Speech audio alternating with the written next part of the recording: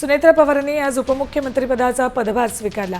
दादांची जागा कोणीच घेऊ शकत नाही, मात्र त्यांच्या विचारांचा वारसा जपण्याचा प्रयत्न करीन। महाराष्ट्र हितासाठी निष्ठेनं आणि समर्पणानं कार्य करीन, असं ट्विट सुनेत्रा पवारांनी केलंय। काय ट्विट केलंय बघा। आज महाराष्ट्र राज्याच्या उपमुख्यमंत्रीपदाची जबाबदारी स्वीकारत असताना विश्वासाची, कर्तव्याची आणि त्यागाची जाणीव आहे।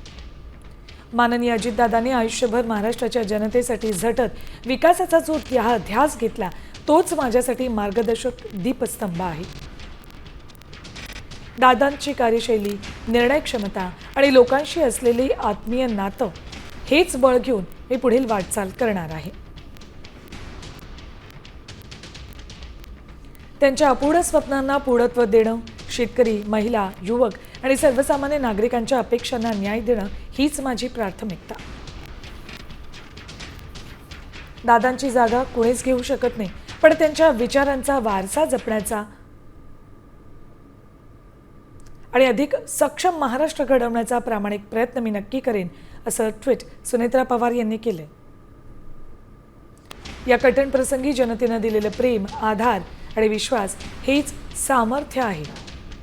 त्यांच्या स्मृतीपुढे आज मी एकच वचन देते की महाराष्ट्राच्या हितासाठी निष्ठेनं आणि समर्पणानं कार्य करत राहीन।